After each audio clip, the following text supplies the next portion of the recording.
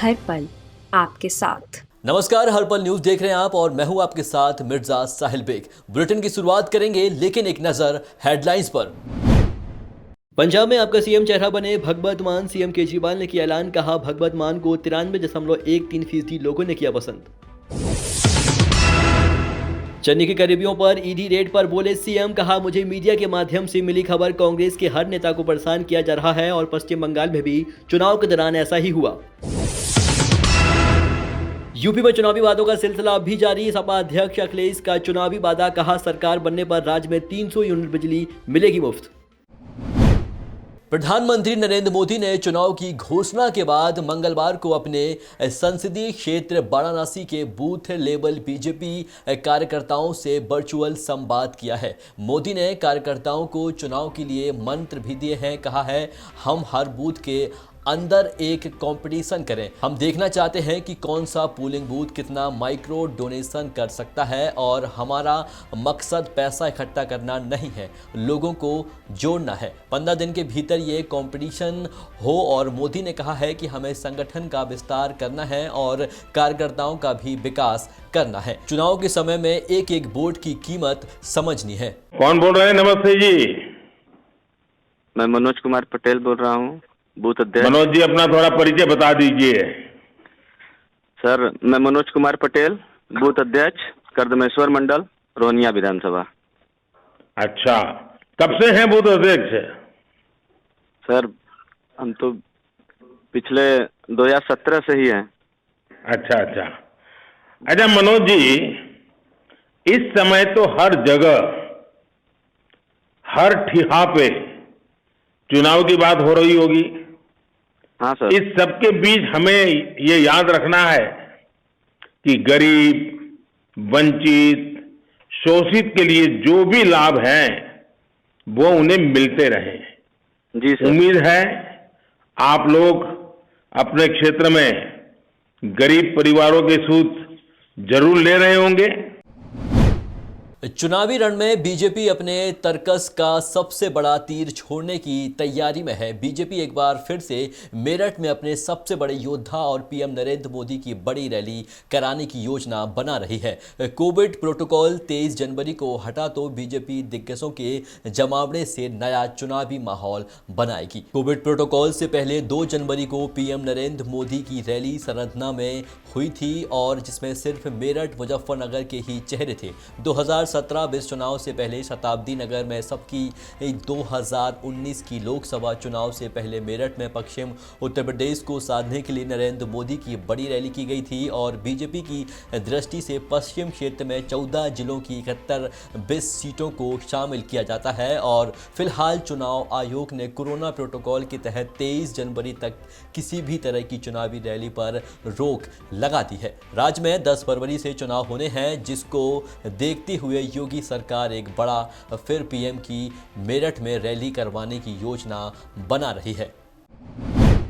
पंजाब विधानसभा चुनाव के लिए आम आदमी पार्टी ने भगवंत मान को अपना मुख्यमंत्री पद का चेहरा बनाया है और अरविंद केजरीवाल ने इसका ऐलान कर दिया है। केजरीवाल ने बताया है कि पब्लिक वोटिंग से इसका फैसला लिया गया है और उन्होंने कहा है कि 23 लाख से ज़्यादा पंजाब के लोगों ने पब्लिक वोटिंग में अपना मत दिया था, जिसमें से 93.3% ने भगवंत मान का नाम लिया है। प्रेस कॉन्फ्रेंस में केजरीवाल ने दूसरी पार्टियों पर निशाना भी साधा है और वे बोले हैं कि दूसरी पार्टियां अपने बेटे, बहू या घर के आदमी को सीएम फेस बना देती थी, लेकिन आपने ऐसा नहीं किया है। केजरीवाल बोले कि भगवंत मान मेरा छोटा भाई है, मैं डायरेक्ट उनका नाम देता तो भाई भतीजावाद के आरोप लगते। लोग कहते केजरीवाल ने अपने भाई को उम्मीदवार बना दिया है, इसलिए ये फैसला पब्लिक वोटिंग से लिया गया है। आज आम आदमी पार्टी की तरफ से पंजाब के अगले सीएम और आम आदमी पार्टी का सीएम चेहरा औपचारिक रूप से सरदार भगवंत मान को डिक्लेयर करते हुए मुझे पंजाब विधानसभा चुनाव के लिए आम आदमी पार्टी ने भगवंत मान को सीएम कैंडिडेट बना दिया है। आप पार्टी के कार्यकर्ताओं ने जमकर ढोल नगाड़ों के साथ पार्टी का हौसला बढ़ाया और एक दूसरे को शुभकामनाएं दी हैं। और वहीं आने वाले विधानसभा चुनाव को लेकर पार्टी में उत्साह देखा गया है। आम आदमी पार्टी के सीएम कैंडिडेट बनने के बाद मान सिंह ने कहा है कि पंजाब के लोगों को नौकरियां देना और शांति कायम रखना उनका सपना है। आज पार्टी ने मुझे बड़ी जिम्मेदारी दी है और जनता ने मुझे विश्वास किया है और ये मेरे लिए डबल जिम्मेदारी है और मैं डबल हौसले से काम करूंगा। भगवंत मान पंजाब में आम आदमी पार्टी का सबसे बड़ा चेहरा है। वे लोगों के बीच भी काफ़ी लोकप्रिय हैं। इस ऐलान के बाद सीएम अरविंद केजरीवाल ने भगवंत मान को बधाई दी है और केजरीवाल ने प्रेस कॉन्फ्रेंस में बताया कि 93.3% वोट भगवंत मान के फेवर में थे और वहीं दूसरे नंबर पर कांग्रेस के प्रदेश अध्यक्ष नवजोत सिंह सिद्धू का नाम था। कॉन्फ्रेंस में केजरीवाल ने कहा है कि कई ने मुझे भी सीएम बनाने की इच्छा जताई है, लेकिन मैंने पहले ही कहा था कि पंजाब में सीएम उम्मीदवार नहीं बनूंगा। पंजाब की जनता का लाखों की गिनती में जो उन्होंने मैसेज किए, फ़ोन किए, उनका भी बहुत बहुत बहुत दिल से, तहे दिल से धन्यवाद कि उन्होंने मेरे पे विश्वास किया। अब मेरी जिम्मेदारी भी डबल हो गई है और हौसला भी डबल हो गया फिर कि लोगों ने मेरे काम को सराहा है। जब मेरे सच्ची नीयत जो पंजाब के लिए मैं रखता हूँ उस पर मोहर लगाई है, तो डबल जिम्मेदारी और डबल हौसले से काम करेंगे। पंजाब में प्रवर्तन निदेशालय ने 10 ठिकानों पर छापे मारे हैं। बताया जा रहा है कि छापेमारी अवैध सैंड माइनिंग और पैसों के अवैध लेन देन के मामले में की गई है। साथ ही ईडी ने जिन ठिकानों पर छापे मारे हैं उनमें पंजाब के मुख्यमंत्री चरणजीत सिंह चन्नी के रिश्तेदार भूपेंद्र सिंह हनी का मोहाली में स्थित आवास भी शामिल है। इससे पहले विपक्ष भी सीएम चन्नी की नज़दीकी लोगों पर सैंड माइनिंग के अवैध कारोबार में शामिल होने के आरोप लगा चुका है। बताया जा रहा है कि गैर कानूनी सैंड माइनिंग को लेकर पंजाब में मोहाली समेत कुल 10-12 अलग-अलग जगहों पर ईडी ने रेड मारी है। सीएम चन्नी के रिश्तेदारों और कारोबारियों के ठिकानों पर ईडी के रेड के मामले में मीडिया ने जब चन्नी से सवाल किया तो सीएम चन्नी ने कहा कि मुझे मीडिया के माध्यम से खबर मिली है, ये मुझे, मेरे मंत्री और कांग्रेस के हर नेता को परेशान कर रहे हैं। 2018 में मुख्यमंत्री नहीं था, ये हमें दबाने की कोशिश कर रहे हैं, लेकिन पंजाबी कभी दबते नहीं हैं। आगे उन्होंने ये भी कहा कि पश्चिम बंगाल में जब चुनाव हुए थे तब वहाँ भी ममता बनर्जी के रिश्तेदारों पर इसी तरह अटैक हुए थे। अब पंजाब में ईडी ऐसा ही कर रही है। बीजेपी का बिना नाम लिए ही चन्नी ने कहा कि ये लोकतंत्र के खतरा है, लेकिन हम हारने वाले नहीं हैं। चुनाव आ गया तो उन्हें ईडी की रेड याद आ गई है। वेस्ट बंगाल के जब इलेक्शन हुए, ममता बनर्जी के रिश्तेदारों पे भी ऐसे ही अटैक हुए थे, सेम पैटर्न पे। अब पंजाब में ईडी प्रेशराइज करने की कोशिश कर रही है, परेशानी दे रही है, हर तरीके से दबाव बनाया जा रहा है। खाली एक मंत्री पे नहीं, मुख्यमंत्री पे नहीं, हर कांग्रेस के वर्कर पे दबाव बनाया जा रहा है। ये अच्छा माहौल नहीं है लोकतंत्र के लिए। इलेक्शन आ गए तो इनको ईडी की रेडें याद आ गई, लेकिन हम ये सब दबाव झेलने के लिए तैयार हैं। परेशानियां जितनी देंगे उतनी लेने के लिए तैयार हैं। हम अपने इलेक्शन को आगे बढ़ाएंगे, ये किसी भी तरह इसको विफल नहीं कर पाएंगे।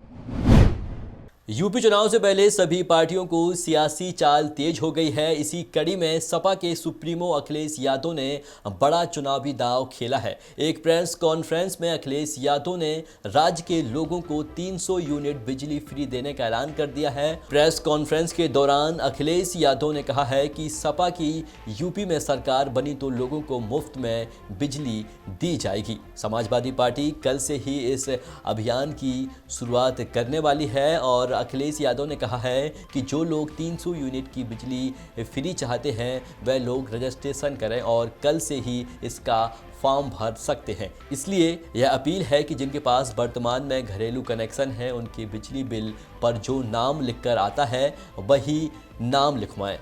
इसके साथ ही अखिलेश यादव ने बीजेपी पर जमकर निशाना भी साधा है। पार्टी कल से इस का अभियान चलाने जा रही है कि 300 यूनिट जो लोग चाहते हैं उन्हें फ्री मिले, उनके लिए नाम रजिस्टर करने का काम, फॉर्म भरने का काम कल से इस अभियान को समाजवादी पार्टी शुरू कर रही है। इसीलिए मेरी अपील है, जिनके पास वर्तमान में घरेलू बिजली के कनेक्शन हैं, उनके बिजली के बिल में जो नाम लिख करके आता है वही नाम लिखवाएं, और जिनके पास अभी घरेलू कनेक्शन नहीं है पर जो भविष्य में लेने वाले हैं, वो सभी लोग राशन कार्ड या आधार कार्ड में लिखा हुआ नाम ही लिखवाएं।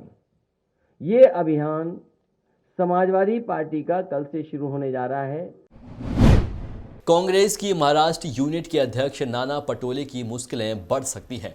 बीजेपी नेता चंद्रशेखर बावनकुले ने सोमवार को नागपुर में नाना पटोले के खिलाफ पीएम मोदी को गाली देने के मामले में शिकायत दर्ज कराई है। वहीं केंद्रीय मंत्री नितिन गडकरी और बीजेपी नेता राम कदम ने भी उनकी गिरफ्तारी की मांग की है। नितिन गडकरी ने ट्विटर पर लिखा है कि महाराष्ट्र कांग्रेस के अध्यक्ष नाना पटोले ने जिस प्रकार की अशोभनीय भाषा का इस्तेमाल प्रधानमंत्री नरेंद्र मोदी के लिए किया है, वे निंदनीय है। मेरी पुलिस प्रशासन से विनती है कि पटोले पर एफआईआर दर्ज कर उनकी गिरफ्तारी की जाए। नाना पटोले एक वीडियो में कथित तौर पर यह कहते हुए सुनाई दिए हैं कि वह मोदी को पीट सकते हैं और गाली दे सकते हैं। इस वीडियो में पटोले को भंडारा जिले में ग्रामीण से कथित तौर पर यह कहते हुए सुना जा सकता है कि मैं मोदी को पीट सकता हूं, मैं उन्हें गाली दे सकता हूं। यही वजह है कि वह मोदी मेरे खिलाफ प्रचार करने आए। और विवाद के बाद पटोले ने कहा है कि लोगों ने उनसे उनके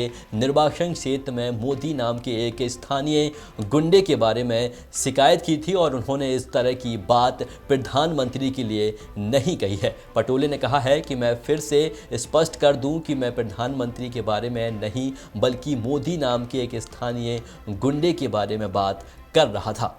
जो बीजेपी जिस तरह से अखंड कर रही है उसका कोई इस विषय से कोई अर्थ नहीं है। जो लोग मनमोहन सिंह साहब को प्रधानमंत्री रहते हुए चोर बोल सकते हैं, हमें पता है प्रधानमंत्री पद की क्या गरिमा होती है, वो देश के प्रधानमंत्री होते हैं। मैं नरेंद्र मोदी जी देश के प्रधानमंत्री के बारे में वो वक्तव्य नहीं किया हूँ, और गाँव गुंड के बारे में मैंने किया हूँ। अगर गाँव गुंड का बीजेपी समर्थन करती है तो उनका इश्यू।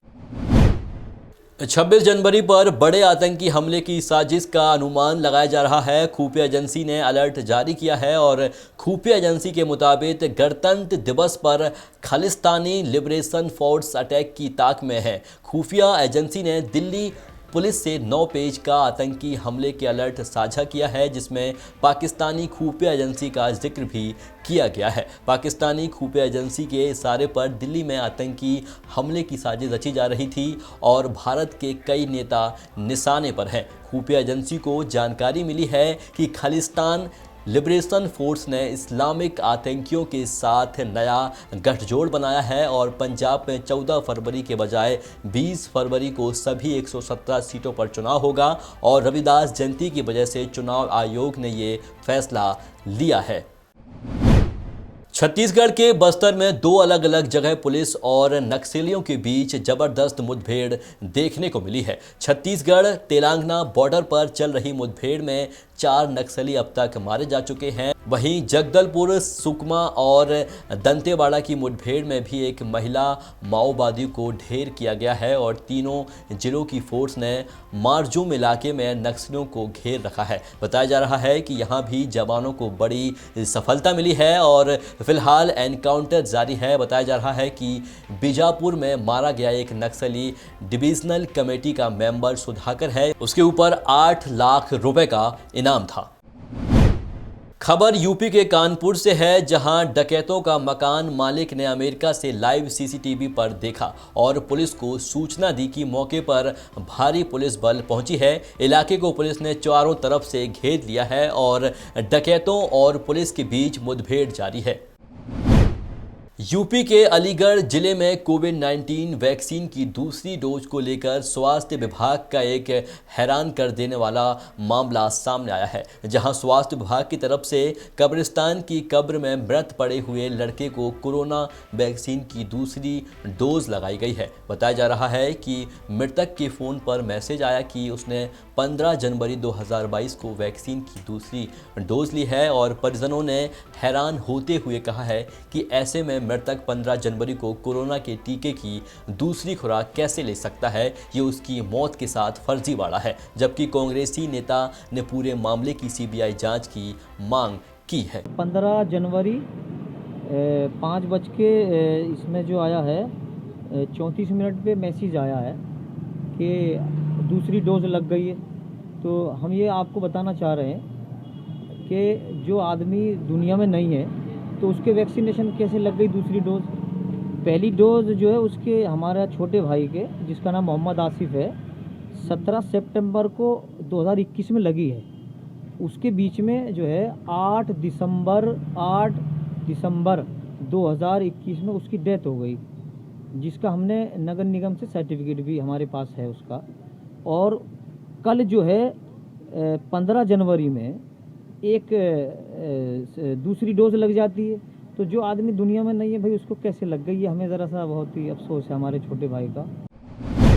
हरिद्वार में आयोजित धर्म संसद के दौरान जहरीले बोल उगलने वाले आरोपी यति नरसिंहानंद और जितेंद्र त्यागी को उत्तराखंड पुलिस ने गिरफ्तारी के बाद जेल भेज दिया है। उन दोनों को हरिद्वार की रोशनाबाद जेल में रखा गया है और जितेंद्र त्यागी के खिलाफ आईपीसी की धारा 153A 298 के तहत कार्रवाई की गई है। दूसरे आरोपी यति नरसिंहानंद के खिलाफ आईपीसी की धारा 295A और 509 के तहत गिरफ्तार किया गया है और हेट स्पीच मामले में जितेंद्र नारायण सिंह त्यागी के अलावा स्वामी धर्मदास साध्वी, अन्नपूर्णा, सिंधु सागर महाराज और यति नरसिंहानंद के खिलाफ हरिद्वार कोतवाली में मुकदमा दर्ज है। पुलिस का कहना है कि यति नरसिंहानंद को उसके खिलाफ दर्ज तीसरे मुकदमे के चलते गिरफ्तार किया गया है।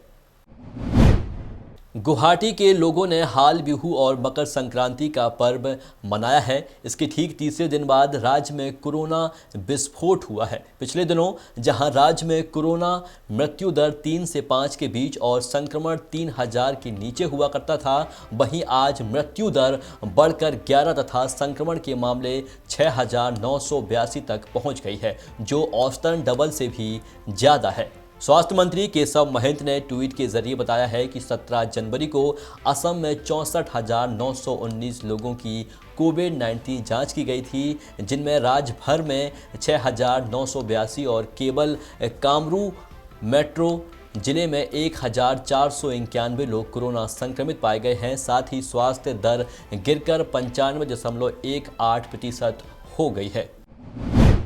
देश भर में लगातार दूसरे दिन कोरोना के मामले घटते जा रहे हैं। सोमवार को कोरोना के 2,38,018 नए केस मिले हैं। इस दौरान 305 लोगों की मौत हुई है और 1,57,421 मरीज ठीक हो चुके हैं। देश में फिलहाल एक्टिव केस की कुल संख्या 17,36,628 है। इससे पहले रविवार को 2,58,089 नए केस दर्ज किए गए थे। रविवार के मुकाबले सोमवार को 20,071 कम मामले सामने आए हैं और कोरोना के इलाज की नई गाइडलाइन में डॉक्टर को सलाह दी गई है कि वे मरीज को स्टेरॉइड्स देने से बचें। कोरोना काल में बैंकों में संक्रमण बढ़ गया है। हर दिन किसी न किसी बैंक में कोरोना संक्रमण का खतरा बढ़ रहा है। अब बैंकों ने कोरोना काल में हर शनिवार को बंदी की मांग की है और सीएम नीतीश कुमार को पत्र लिखकर बैंकों ने कोरोना से बैंक कर्मियों और उनके परिवार को बचाने की मांग की है। ऋण वितरण के दौरान काफ़ी समस्या हो रही है। बैंक कर्मचारियों के लिए दिन ब दिन बहुत जोखिम भरा हो जाता है, क्योंकि शाखा परिसर के अंदर भीड़ के कारण सोशल डिस्टेंसिंग का पालन नहीं हो पाता है। विशेष रूप से लाभार्थियों को सीधे सरकार द्वारा आयोजित ऋण के वितरण के दौरान तो और समस्या बढ़ रही है। बैंक कर्मचारियों स्वास्थ्य के बड़े जोखिम के बाद भी लाभार्थियों को ईमानदारी से सेवाएं दे रहे हैं और एसोसिएशन का कहना है कि राज्य के बैंक कर्मचारी और उनके परिवार के सदस्य अब बहुत चिंतित हैं क्योंकि अधिक से अधिक बैंक कर्मचारी प्रतिदिन कोरोना पॉजिटिव होते जा रहे हैं। देश में तेजी से फैल रहे कोरोना और उसके ओमिक्रॉन वेरिएंट के इलाज के लिए केंद्र सरकार ने सोमवार को अपनी क्लिनिकल गाइडलाइंस में संशोधन किया है। इस गाइडलाइंस में सरकार ने डॉक्टरों और कोविड संक्रमित लोगों को स्टेरॉयड देने से बचने की सलाह दी है। नई गाइडलाइंस में कोरोना के हल्के, मध्यम और गंभीर लक्षणों के लिए अलग अलग दवाइयों के डोज देने की सलाह दी गई है। साथ ही ये भी कहा गया है कि अगर किसी को लगातार खांसी आ रही है या 2-3 हफ्तों से ठीक नहीं हो रही है तो उसे टीबी या ऐसी भी किसी दूसरी बीमारी के लिए टेस्ट करना चाहिए।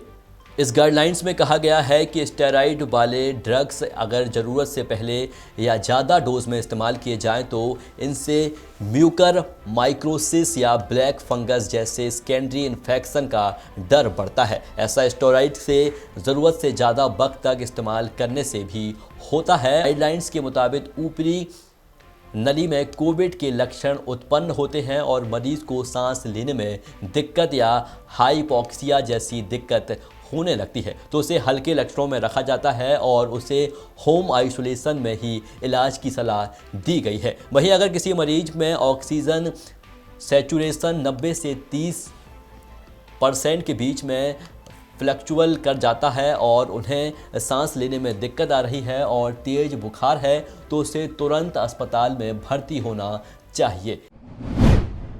वैश्विक राजनीति में हलचल और कोरोना वेरिएंट ओमिक्रॉन को लेकर चिंता कम होने से कच्चे तेल की कीमतें लगातार बढ़ रही हैं। इस समय कच्चा तेल बढ़कर $87 प्रति बैरल पर पहुंच गया है जो 7 साल का उच्चतम स्तर है। साप्ताहिक आधार पर यह लगातार 5वां सप्ताह है जब कच्चे तेल में तेजी आई है। जानकारों का कहना है कि इस समय कच्चे तेल की मांग ज़्यादा है और आपूर्ति कम है, इसलिए भाव में तेजी आ रही है। दुनिया भर में कारोबारी गतिविधियों में तेजी से आने वाले समय में कच्चे तेल की कीमतों में इजाफा हो सकता है। इससे भारत सरकार के लिए पेट्रोल डीजल के दाम पर नियंत्रण रखना मुश्किल हो जाएगा। इससे ग्राहकों को झटका लग सकता है और पेट्रोल और डीजल के दाम बढ़ सकते हैं।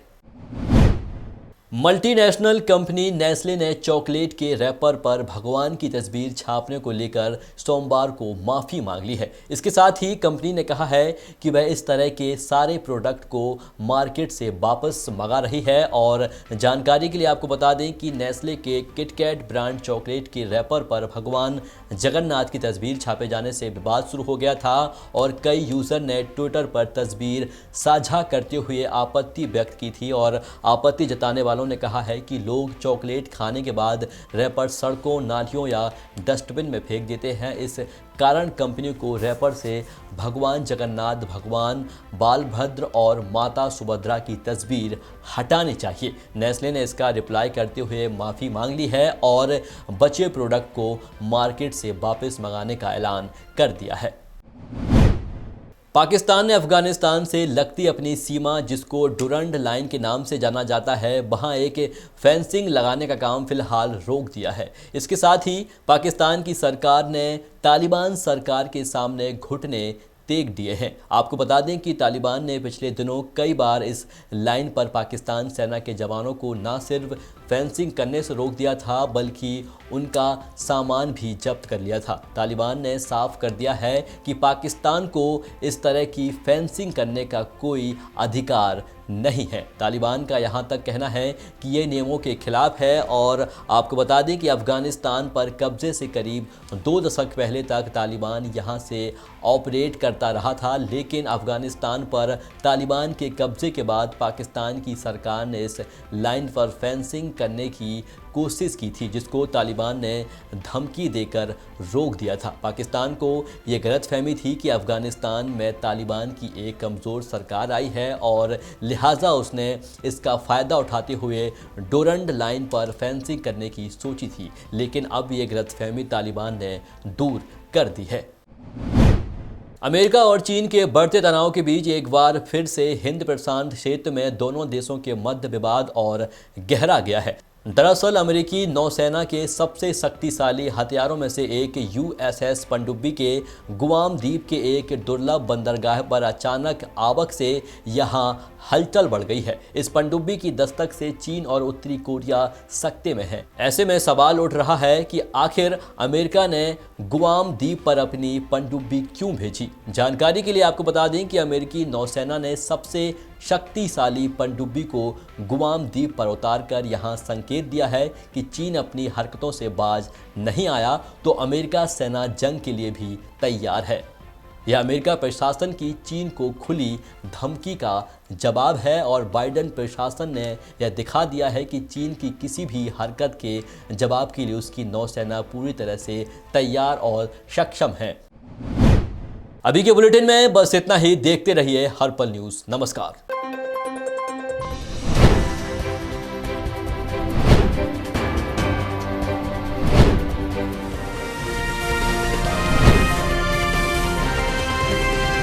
हर पल आपके साथ।